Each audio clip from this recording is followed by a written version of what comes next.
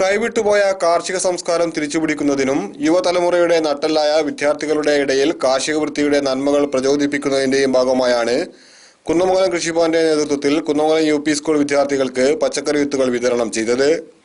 പരിപാടിയുടെ ഔപചാരികമായ ഉദ്ഘാടനം കുന്നമംഗലം ഗ്രാമപഞ്ചായത്ത് പ്രസിഡന്റ് ടി കെ സീനത്ത് നിർവഹിച്ചു. എച്ച്.എം. ഇന്ദിര ടീച്ചർ സ്വാഗതം പറഞ്ഞ പരിപാടിയിൽ PTA പ്രസിഡന്റ് ബിജു മുപ്പറമ്മൽ അധ്യക്ഷത വഹിച്ചു. പദ്ധതിക്ക് വന്നപ്പോൾ വളരെ സന്തോഷം തോന്നി.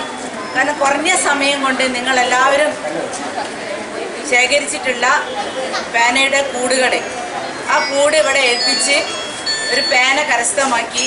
ഇപ്പോൾ ഇവിടെ മനസ്സിലാക്കിയിട്ടുള്ളത് 8000-ൽ പരം പേനകൾ നിങ്ങൾ സംഭരിച്ചിട്ടുണ്ടെന്നാണ് അല്ലേ? നിങ്ങൾക്ക് നല്ലൊരു കയ്യടി തരട്ടെ.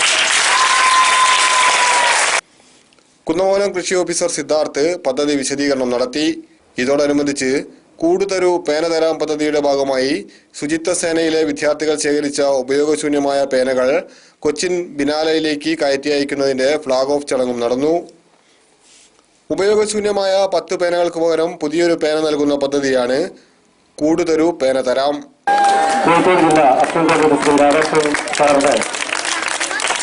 ശുചിത്വ സേന അസിസ്റ്റന്റ് ഡയറക്ടർ രാധാകൃഷ്ണൻ ഉപയോഗശൂന്യമായ പേനകൾ ഏറ്റുവാങ്ങി.